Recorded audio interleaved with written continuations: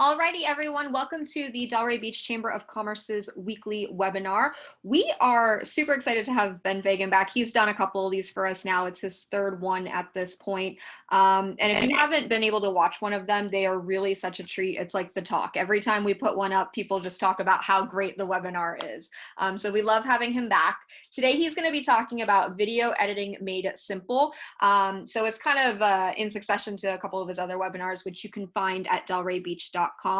After this, if you for some reason had to leave early, or you're coming in a little bit late, or you really just want to watch this afterwards and share it, which I'm sure you guys will, you can find this on the Chamber's Facebook page, on our YouTube, and on our website underneath the webinars tab. So at this time, I'm going to go ahead and turn it over to Ben, and we'll get started. Awesome. Well, thank you so much, Angel, and hello to everyone who is coming back or here for the first time. I'm excited to be back and going to go ahead and share one of my screens so we can get rocking and rolling today.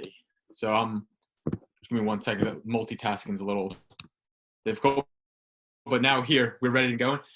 So as Angel said, I've been invited to do webinars a few times, which is really exciting, and to be invited back is extra exciting. And this is the second half in what many would argue the more exciting part of the filming with your phone webinar that I did a couple months ago. So this is how we can edit.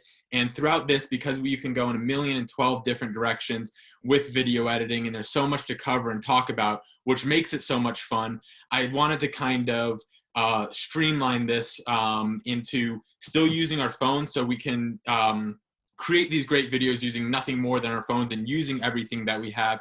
Make it simple, make it something that we can do today, get started today, and then we can have a place that we can build off to, whether you're brand new to editing, you're just into it, or you're kind of familiar with editing. I hope to share some tips and tricks with you that can make editing easy and simple and help us piece together the puzzle to create great clips for our businesses, for our families, our friends, our hobbies, whatever it is that we want to do. So I want to go ahead and start with just a little bit of a review from the Film with Your Phone webinar that I gave, and the main pillars and tips that I talked about from that time. So if you did come in for that, this will be a nice review, or if you missed it, this is pretty much what we covered, and it helps set everything up for the rest of this presentation, everything else that I'm talking about today. So the tip number one that we talked about from filming with your phone is it's so important, if nothing else, to really go after what you have. Begin using what you have. So don't wait around for the expensive cameras, the lights, the cameras, the actions, the microphones, the full sets. All that stuff is great, and if that's where you want to build and get there eventually, that's awesome, but we have to start somewhere. So if filming with your phone and your phone is all you have, then that is absolutely enough, and you can get started from there and create really great videos using nothing more than your phone. And I film and edit videos professionally, but when I first started back in college getting into videography and filming and editing, I didn't have any of the stuff. I didn't have the laptop, the computer, the cameras, all of that, but I did have my phone. I had iMovie, and that's how I got started. And I learned so many great lessons from that I still apply today in my professional work and pretty much all projects that I work on. And so from last time, and you may have seen me kind of out of habit when I was brushing my phone across the screen, holding it like this. Anytime you go to shoot with your phone, this is tip number 2 here, anytime you go to shoot, make sure we're shooting horizontally. Yes, there are times and circumstances where you want to shoot vertically, but if we want to create that professional cinematic movie look that you see on TV, on movies, and YouTube in many circumstances, we're going to want to shoot with our phones held horizontally like this. Because if we don't, it's going to have the black bars on the side, and there's the time and the place for that, but sometimes it can come off as too amateurish, especially if we're going after that nice produced professional look. So we want to make sure we're shooting with our phones held horizontally. Now, tip number 3 here in our review is one of the ones that I will be referencing a ton throughout this presentation is film more than you think you need. So when we go set out to film, whether that's a product promotion for our business, an interview, a testimonial, a talking head, a travel montage for our family vacation, whatever it is, in order to create a great, entertaining, and engaging video, we want to make sure that we're filming more than we think we need. And what I mean by that is, let's say I'm filming a product promotion for this laptop that I'm talking into right now. Instead of just filming a few shots static from each angle, maybe up, maybe down, I want to film all of those shots, but also have a push in, a pull out, a pan left, a pan right, tilt up, tilt down, and get creative and shoot from different distances, different camera movements, different shot types, and incorporate all of these things. And keep in mind that was all for just still one subject. And so when I collect all this footage and think that I'm done, and then still shoot more on top of that, I'm providing myself with countless options and plenty of options when I sit down to edit. And I'll talk about why that's so important in just a second. And then the last tip from the Film with Your Phone review is have a game plan. And what I mean by a game plan is create what's called a shot list before you go into film and edit. And that's going to not only help you collect all the clips that you need to film, make sure you're getting your establishing shots, make sure you're getting the proper interviews you need, the type of B-roll, the extra footage to supplement your story. It doesn't help you only get that, but it helps you later when you sit down to edit, which we're talking about today. It helps you piece that all together in a cohesive and coherent storyline, and also in a very engaging way. So I just wanted to touch on a little bit of a review from last time's session. So if you're new, like I said, you're familiar with these ideas. And if you're returning, you heard this before, then this is just a little refresher because I know it's been some time and it's always good to have a little bit of a refresher. So now I want to kind of introduce some of a couple of the apps that you can use, because again, I want to talk about how we can create great videos using our phone. Of course, the computer is a great resource, but we all have our phones and we all have access to these app stores, even if you have an Android or an Apple product, no matter what product you have. I'll touch on both of them. But also keep in mind that there are countless, hundreds, millions, thousands of apps out there, editing apps, both paid and free versions. And I'm only going to introduce 2 today. So definitely do your research, explore different ones, and kind of just experiment and see what works best for you. But if you're brand new to this, iMovie and WeVideo, which I'll touch on in a second, is a great place to start. And I just wanted to kind of get our feet wet a little bit and familiarize ourselves with what it looks like when we pull up iMovie on our phone. iMovie is a free app. If it's not already on your phone, which I know it comes a lot on your phone or your iPad, you can get it from the App Store for iOS. Like I said, it's completely free, and it's a very great and intuitive, user-friendly app and program to use. So when you first open up iMovie, it's going to look like this on the far left phone screen right here, where it's going to have a blank screen, and this is your project page, and this is where all of your projects are going to be, past and present. So when you need to return to a project or you want to start a new project, this is going to be the page that you're going to see. It's the opening page. It's kind of like the home page.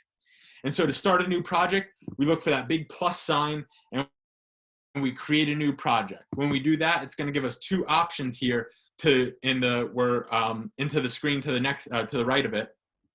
And these 2 options have movie and trailer. Trailer is kind of pre-composed, more of like a templated type storyline that they have their time and place for that, but we want to start from scratch, and so we want to build a movie. So we click on movie, we just tap on it with our phone, and then it opens up our camera roll. So these are all the clips that we shot, all the pictures, videos that we would want to incorporate. And so this was actually from a project that I shot, most of it on my phone, for my dad, who's a high school teacher at Palm Beach Gardens, for his magnet program.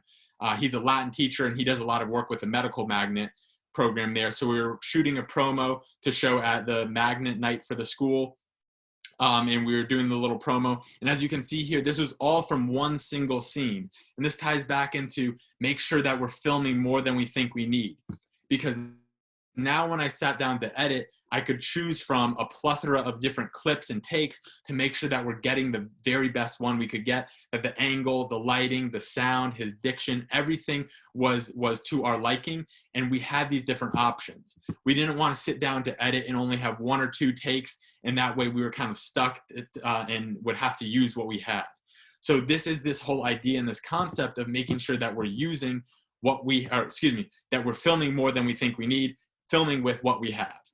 And so you select your clips, whether it's 1, 10, 12, 3, however many clips you want to select, you just tap on the clips there and then create movie at the very bottom here. It says create movie, and it'll tell you how many items selected and how many minutes the video will run.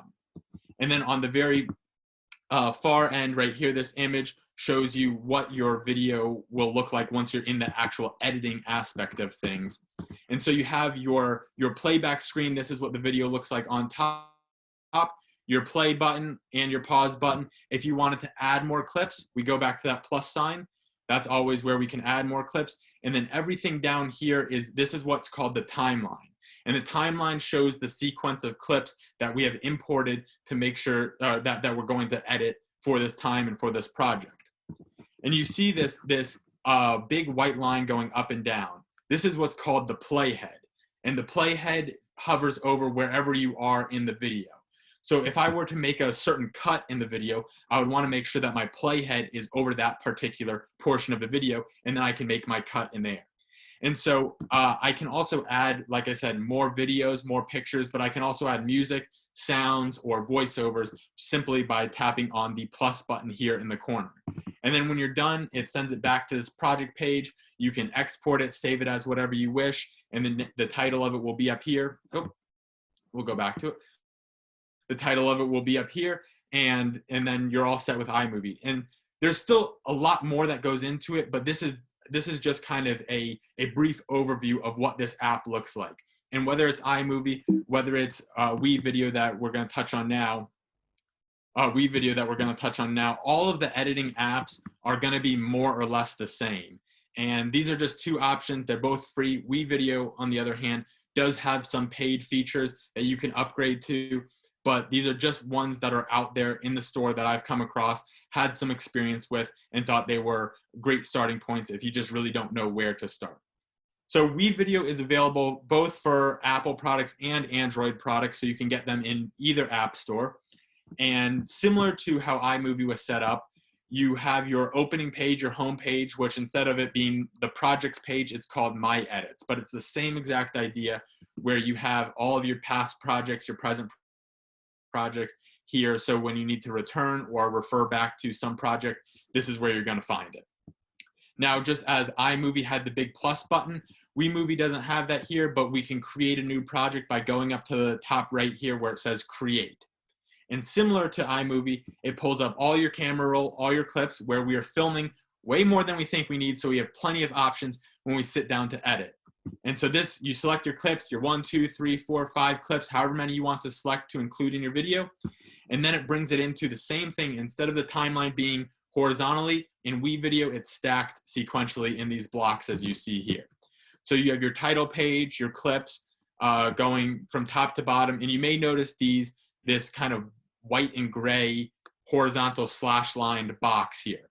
And what this represents is this is your transition box. And so you can tap on that, and iMovie has the very same feature. You can tap on that, and that's how you can include your dissolves, your wipes, your pans, or have the hard cut with no transition between clips. So you can adjust your transitions here. And then similar to iMovie, you can add voiceovers, music, any effects that you want. And again, play around with it and then export it up here. Now, if you wanted to select a certain clip, let's say, I let the clip run for 5 seconds, this top one here, but I want it to play for only 2 seconds, then I just tap on that clip and it pulls up the actual clip editor here in the corner. And this clip editor allows me to trim the clip to whatever length I want. It also allows me to reduce the volume. Let's say I want this clip muted for some reason. I can bring the volume all the way to 0, or maybe it was too loud. I can bring it to halfway. And then it also allows me to speed up the clip and slow it down if those are the options that we want. And then we can just click done and it returns us back to our timeline. So like I said, there are tons and tons and tons of apps out there. iMovie and WeVideo are just two of them. They're free options, there's paid options, and these are all just apps for our phone. We also have all of the great softwares and apps that are available on your computer and different paid subscriptions that you can explore there too.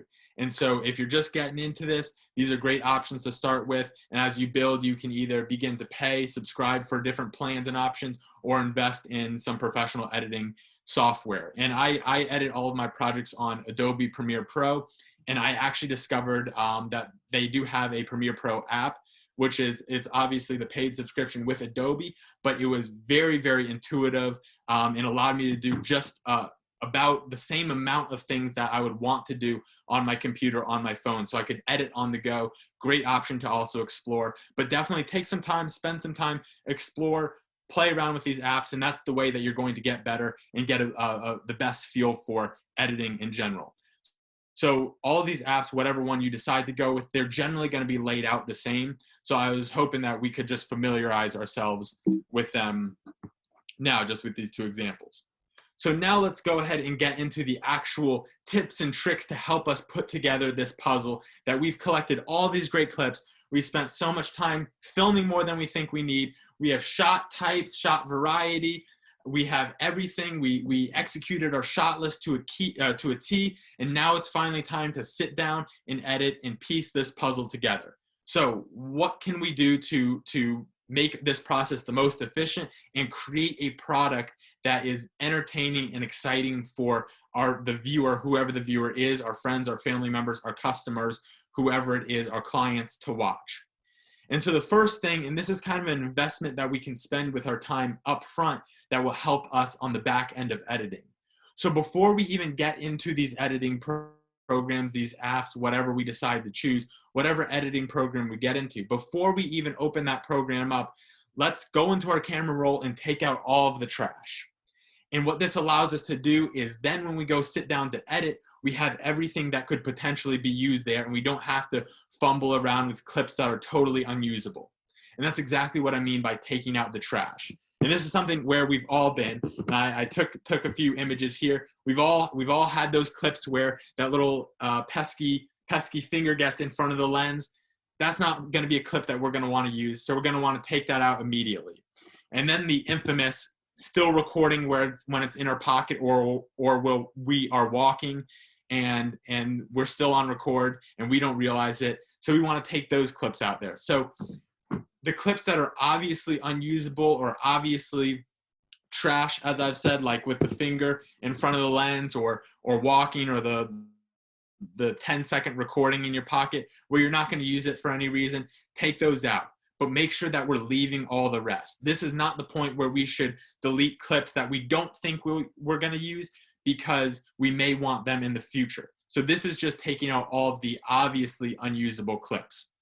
And because all of these things are guidelines and not rules, there may be an instance where you're like, hey, Ben, because of the story that I'm trying to tell, it actually adds to it to have my finger in the lens.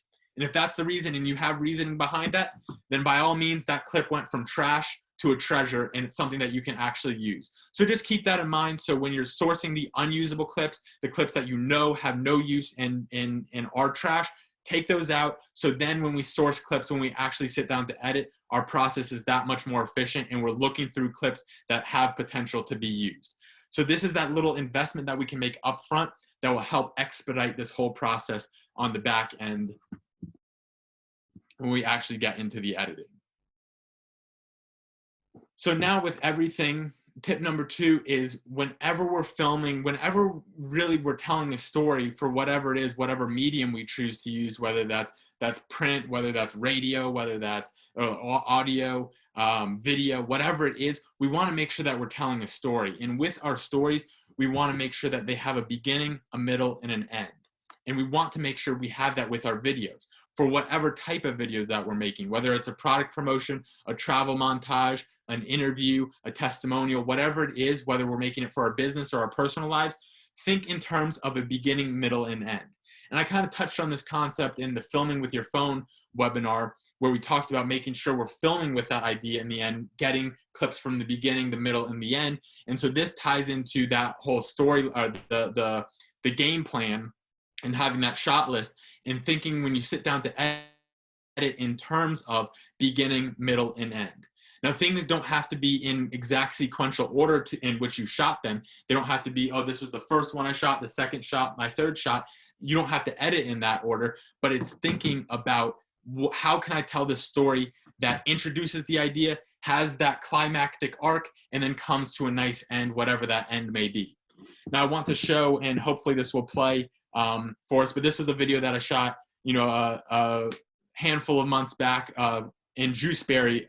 It was shot of Juiceberry in Boynton Beach, Florida, a little smoothie shack, food shack.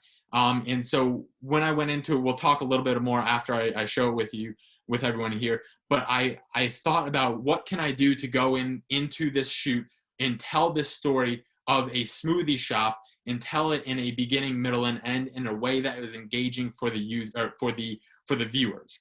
And so I'm going to go ahead and show it, share it right here. It's about a minute long. We'll talk about it after.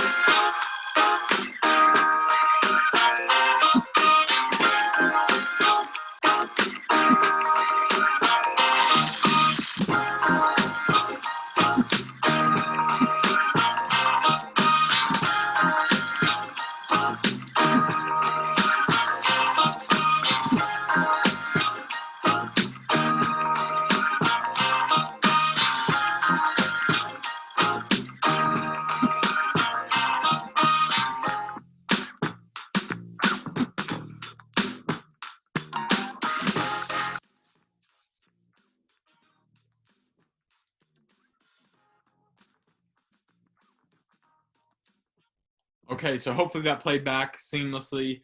Hopefully you had the audio, the visuals, everything kind of tied in together.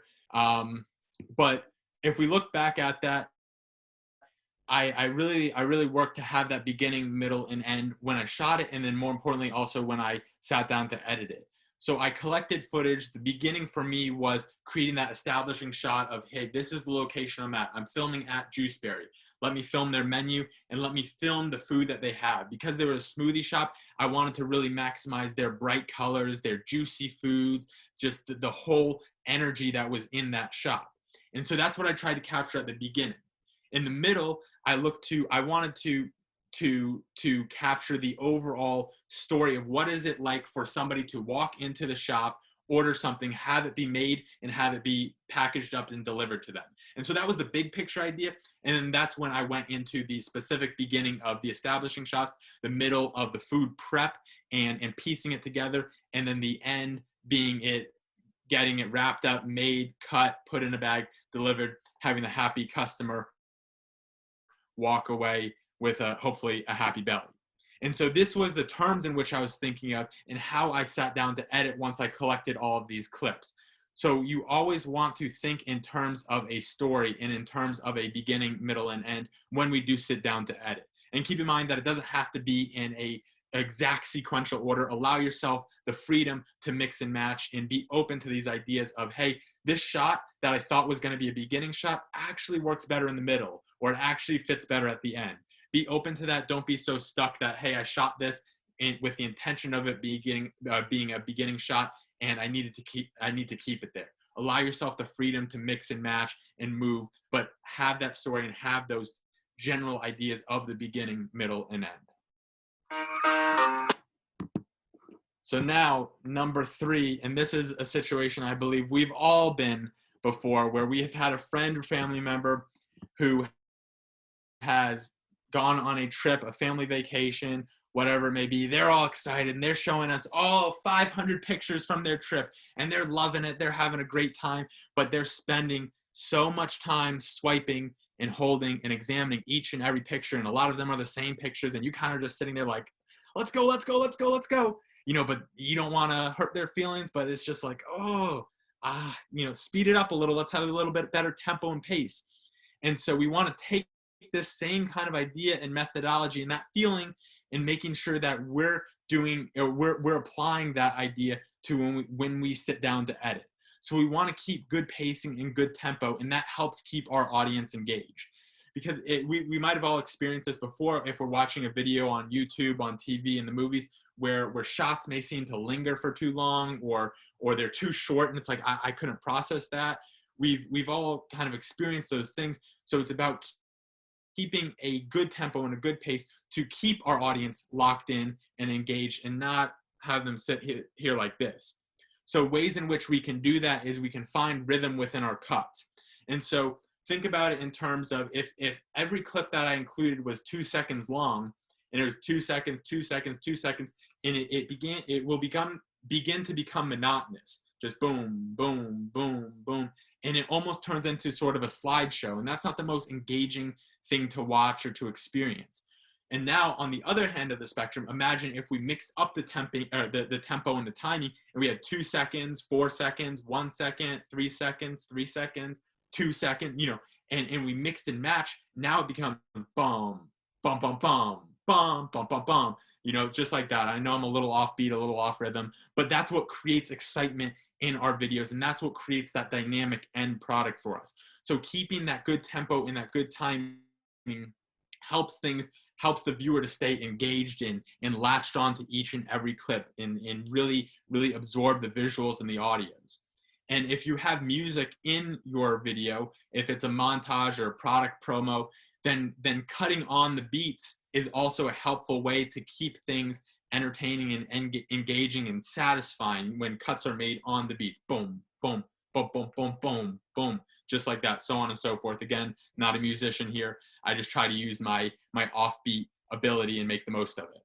And so you might be wondering, well, I don't know when and how it's a good tempo. If this is, I'm kind of new to this. If that's how you're feeling, that's completely okay, because that's actually a big advantage.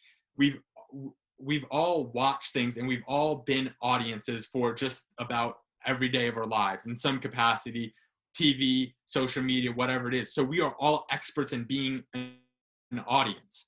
And so we can use that to our advantage. And so when we sit down to edit, and if we feel like, hey, that was awkward, I don't know why, maybe it was too long or too short, a certain clip, then trust our gut with that. Because if we feel it, we're experts in audiences, then chances are our audience will feel the same exact way.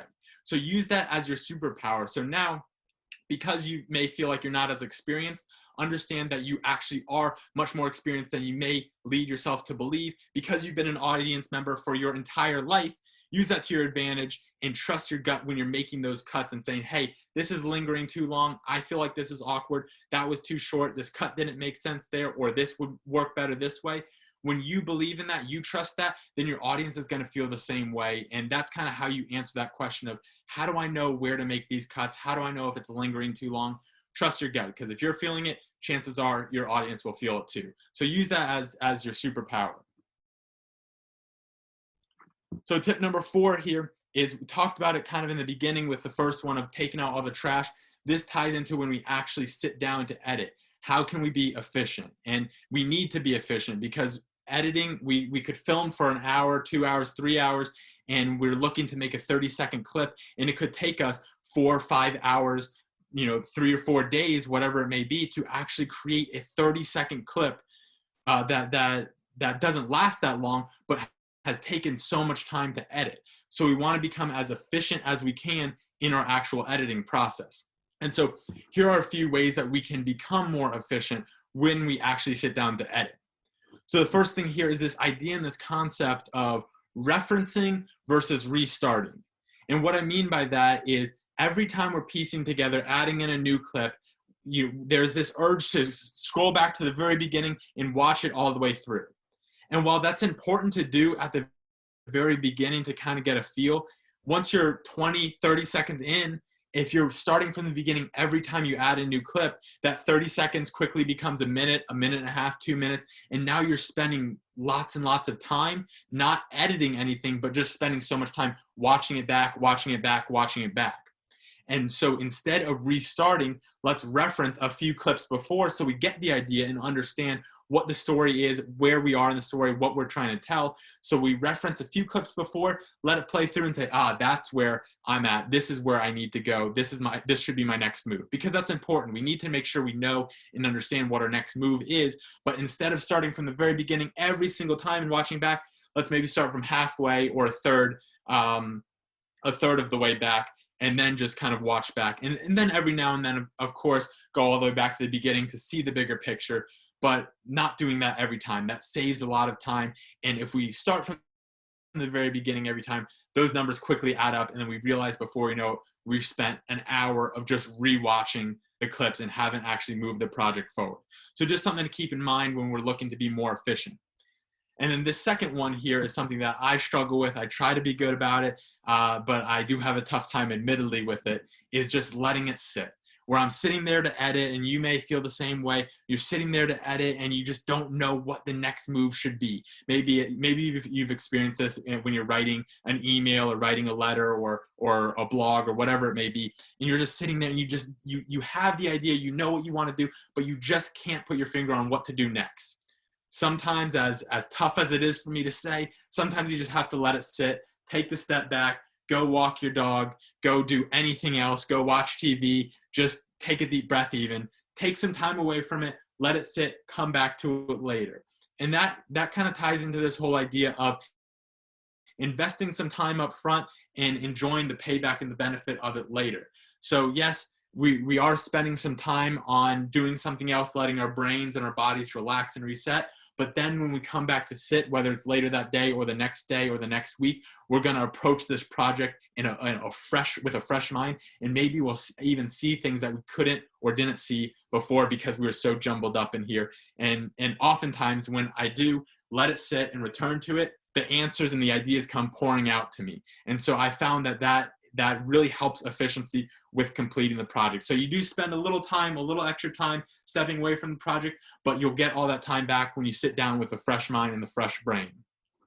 And then the last thing here, most importantly, is throughout all of our editing process, we want to make sure that we're saving our projects and backing them up.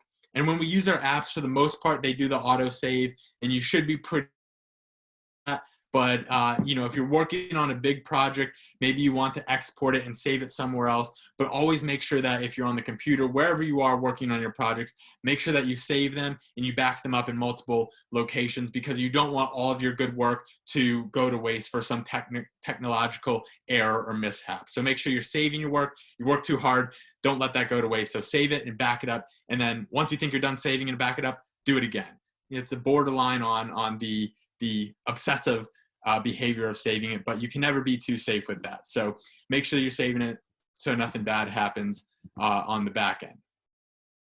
And the last tip that I have here when it comes to this idea of editing and how we can piece together this entire project is what I believe to be the most important, and that is why I saved it for last, is to trust your gut. I touched on it a little bit when I talked about how do we know where to cut and when to cut, but that truly is the answer. And understand that everything that I've said in this webinar and in the ones past where we talked about filming with our phone, all of these are guidelines and they're not rules. And that's what makes videography, filming, and editing so exciting, is because it is open for your interpretation. Like I said, if you have a reason for having your finger in front of the lens and that helps tell your story better, then by all means, that is exactly what you should do. And by the same token, if you should film with your phone like this because it helps tell your story better, then by all means film with your phone vertically. And in the same way, if you need that 2 second more uniform cutting style, and that helps tell your story, then by all means use that to help tell your story. So trust your gut and believe in the decisions that you're making, because when you do that, then they're going to be the right decisions. So thank you all so much, and I would love to hear any questions that you all have when it comes to editing, filming, and how we can combine the two and create great, exciting projects for whatever it is that we want to do. So I'm going to go ahead and hop back into the Zoom and stop sharing my screen. Now we're back. Thank you so much. And yeah, as Ben said, if you have any questions, please feel free to type those down below in the chat bar or the Q&A. We'll be happy to answer them. Well, Ben will be happy to answer them. I gotta say, this webinar is really excited to watch, because I actually have, and don't get upset at me, but I didn't get a videographer for my wedding, and I kind of regret it a little bit. But I have tons of little video clips that people from the wedding took, and then of course I have my photos. So I've been kind of contemplating putting together my own little makeshift video to music. So I'm pretty excited to try and use these tips to make something watchable. So I have a question when it comes to editing. I know you said kind of that we're our best audience, and if we see something that doesn't seem right, to go ahead and follow your gut. But would you also maybe suggest having someone else watch it, or no, is that kind of not a thing to do? I really think that that's a very interesting question, because I think that is a very personal thing, because I know there are a lot of people who get in their work, and having the other outlook is kind of distracting for them. But on the other end of the spectrum, it can be very helpful in the sense, and I do that a lot. I'll show it to people if I'm working on a project for a client. I'll watch it back, and sometimes it is very helpful to have somebody fresh, somebody who's not a videographer, not an editor, look at it and say, "Oh yeah, I like that," or "I don't know what that was all about." So I think it's a personal preference, but I definitely think it's a great resource to have other eyes. It's similar to like proofreading. If you're writing an essay, having someone else look over it too. So it's not a hard and fast rule like everything I've said, but it can be helpful. And I think, try it out. Invite somebody to look at your work, say, "Hey, how do you like this?" And, either use it or don't use it. So I think it's helpful, and definitely a personal preference. Wonderful. Yeah, it was funny. So Jack, one of our members, put down in the comment that he was glad that you touched on cutting to the beat, because he said that that's super important, and a lot of times people don't recognize that, and that's what I'm nervous about. I'm like, what if I don't put it in the right spot? Okay, so again, guys, if you have any questions, please feel free to type them down below. We'll get to them. So I guess my next question would be, how do you edit your clips to music so the video matches the rhythm of the song? And I know you said kind of watch for it a little bit, but are there any techniques that are best to kind of practice when doing that?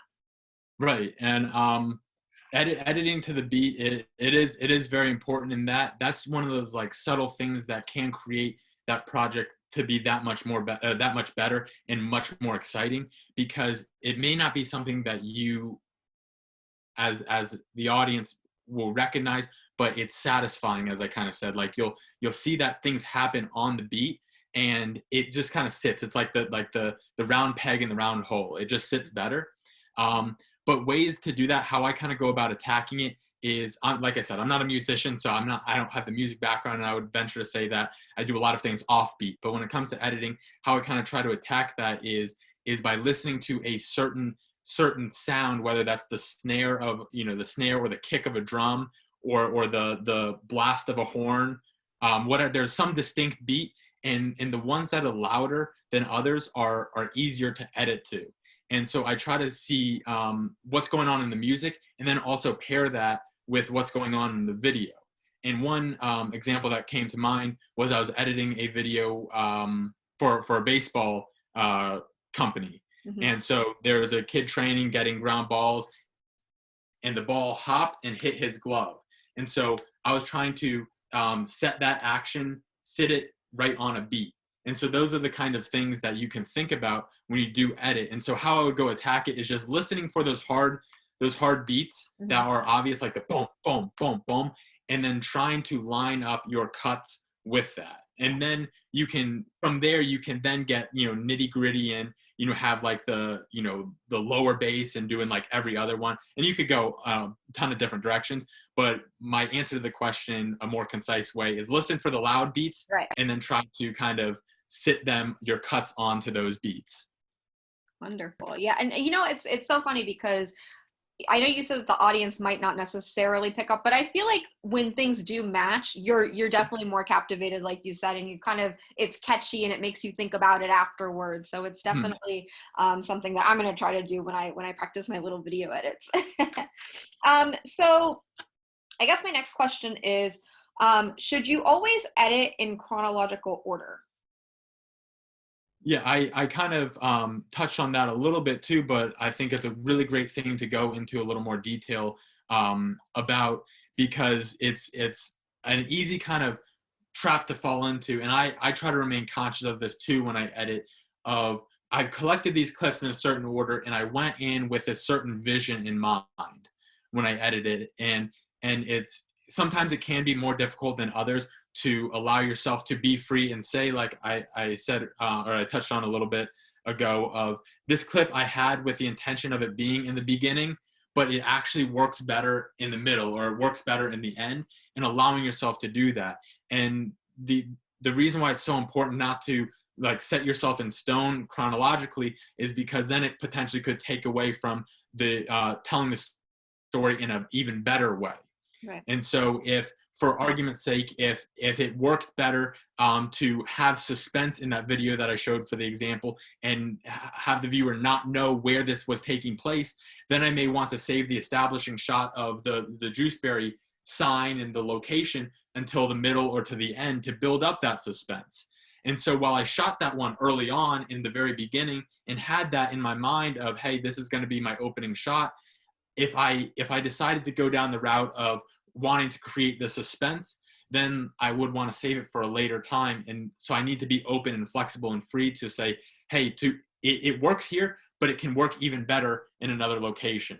And so you definitely don't have to, edit everything chronologically. And I think even more so than that is just allowing yourself to kind of be free with your editing process and allow yourself to mix and match. And when you think you're done, say, hey, well, this actually works better there, and let yourself do that. Right. So to touch on the editing process, and I'm sure that there's not like a one size fits all answer for this, but let's say you're doing this a lot, right? And it's either becoming a hobby or becoming a passion, and you find yourself just, with tons of projects. Is there like a ratio of editing time to content? Like if I have an hour of content, or I don't know, let's even break it down, 10 minutes of content, should I be spending, 10 hours total editing? Is there something to that or not really? I think that is, it varies very much with each project because you can spend, like you said, you can have 10 minutes of content. And if you're trying to, have 10, you film 10 minutes of content and you want a 10-minute video, then there's not going to be a ton of editing to do because, you have what you have. Right. But if, you film your 10 minutes of content and you want a 30-second video, you may be able to knock it out in an hour and just select your clips from here and here and here. Or depending on the intricacy, how close you want it to line up with the beat, or if you have graphics that you want to involve, different angles, all these different things, then it can be, it can become a lengthier project to edit. And Right. so, and that's the funny thing. And, is it seems strange that, okay, I'm editing a 30-second video, it shouldn't take me 4, 5, 6, 7 hours to do because it's only 30 seconds. Right. But so there is no hard and fast rule with, okay, I want a 30-second video, I have an hour's worth of content, so it's going to take me 2 hours to edit. It varies very much so between the projects, what's involved in the projects, and what the end result is looking to be. Wonderful. Okay, well, that's good to know. So if I'm spending days or weeks or months on it, I'm not going to get too down about it. No. Okay, and then I guess my last question would be, if I want to incorporate, text or wording on the screen, how long should I leave that on the screen during a video? Is there like a time frame for that? Yeah, everything, again, these are guidelines, but a general rule of thumb is to be able to read something 3 times at a normal speed. Because we've all seen videos where it's like that something flashes up on the screen and we don't get enough and it almost becomes distracting. Mm-hmm. And so let's say, we're putting up Delray Beach Chamber on a video. We want to make sure that it's not Delray Beach Chamber and off, that it's Delray Beach Chamber, and the rule of thumb is Delray Beach Chamber, Delray Beach Chamber, Delray Beach Chamber. And so, because we also don't want it on the other end of the spectrum to linger for too long, you just have it run on. Yeah. So, right. That's a general rule of thumb to play with. And of course, it can vary in length, but if you're like, hey, I want this title to be read well, to be absorbed and digested, generally, if you can read it, 3 times over, that's a pretty good rule of thumb. And see, check it next time you watch, TV or commercials, see when the title pops up, see how many times you can read it before it disappears at a normal pace, just for fun and to kind of check out, see how they're using it, everyone else is using it. But that's a kind of a good little guideline. That is so true about it being too short, because I know if I've ever watched like a YouTube video and I'm trying to read it, it's kind of annoying because I'll go back to read what it says. And then if it doesn't match like my expectation, I'm like, wow, I just wasted time going back and forth trying to see what that said. And in regards to text, I guess there's not really an exact rule for it, but is it preferred to do kind of like a fade in and fade out for text, or does it matter? Like if it's like on the screen and then it's just off?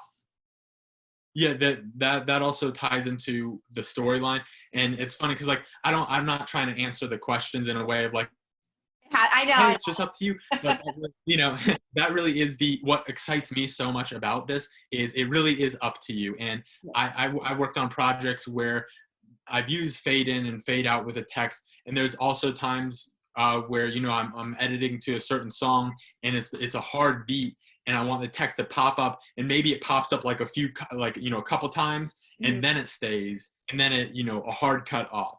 So it's again just playing with it. What story you want to tell? Like for example, with your wedding video, you may not want like a hard cut in your face, boom boom boom, unless that was the style of your wedding. You may want the more elegant, fade in and fade out, a little softer feel because that tells the story better. And so it's just keeping that in mind. What is the story I want to tell? What is the message I want to tell? And trying to implement everything from your recordings to your editings and everything in between to help push that message forward. Wonderful. Well, thank you so much. So it doesn't look like we have any questions down below. We did have Jack give a couple of responses, just, I mean, commending you on the info, saying that it was excellent presentation for beginners, especially very well job, or very well job done. And of course, for those of you who tuned in today, you can see why we love having Ben here. So I think we're going to go ahead and wrap it out, unless you have anything else you'd like to say. No, I just saw the comments from Jack, and he nailed it on the head, with editing on the beat, and I appreciate the kind words too. So he sounds like a very experienced man when it comes to the videography and the video editing. So that's awesome. Thank you, Jack. Everyone, please note that you will be able to watch this not only on Facebook, but on our YouTube channel and on our chamber website. You can go to delraybeach.com and hit the webinars tab. You'll be able to see it there. Please share this with anybody who you think might be interested. And then Ben's information is always made available. He's super receptive to if you need to contact him, he's available. And I think that's it for the day. Thank you. And we hope for you to join us next week on our presentation being presented by FP&L. And we will definitely let you know if Ben's coming back. I'm going to probably harass him after this to lock him in for 2021. Awesome. Thank you, everyone. Thanks, guys. Bye-bye.